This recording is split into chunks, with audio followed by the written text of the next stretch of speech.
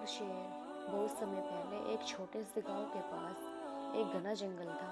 उस जंगल में सभी तरह के जानवर रहते थे, खरगोश, हिरण, पक्षी और एक शक्तिशाली शेर। शेर जंगल का राजा था और सभी जानवर उससे डरते थे। गांव में एक गरीब लकड़हारा और उसकी छोटी बेटी माया रहते थे। माया बहुत दयालु और हिम्मत वाली थी। हर दिन उसके पिता जंगल में लकड़ी काटने जाते थे और माया उनके साथ कभी कभी जाती थी। वो जानवरों को बहुत पसंद करती थी, लेकिन वो जानती थी कि शेर से दूर रहना चाहिए क्योंकि वो खतरनाक हो सकता था। एक दिन माया के पिता जंगल में लकड़ी काट रहे थे कि अचानक उन्हें एक तेज गुर्राने की आवाज़ सुनाई दी। जब उन्होंने ध्यान से देखा तो एक शेर उनके पास घायल खड़ा है। शेर के पंजे में एक बड़ा कांटा फंसा हुआ था और दर्द के कारण वो चल नहीं पा रहा था। माया के पिता पहले तो डर गए, लेकिन फिर उन्हें शेर की दर्द भरी आंखों में दया दिखी। उसी समय माया वहां आ गई और उसने अपने पिता से कहा, पिता, हमें इस शेर की मदद करनी चाहिए। ये हमारे पास किसी बुरी नीयत से नहीं आया है।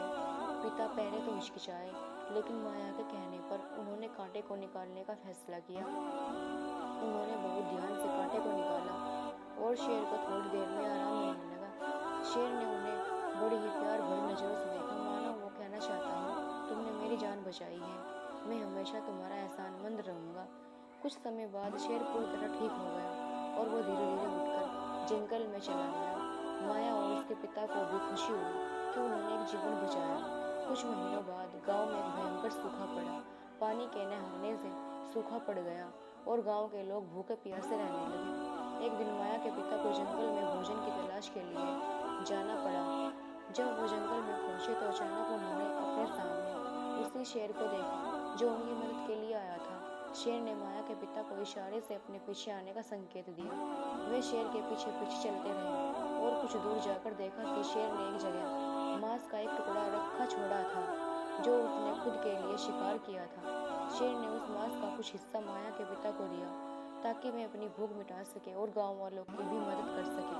इस प्रकार शेर ने अपनी दयालुता दिखाई और माया व उसके पिता की दयालुता का बदला चुकाया। इसके बाद शेर अक्सर माया के पिता की मदद करने जंगल में आता रहा और दोनों के बीच एक अनोखा बंधन बन गया। इस कहानी से शिक्षा, दया और करुणा का हमेशा प्रतिफल मिलता है।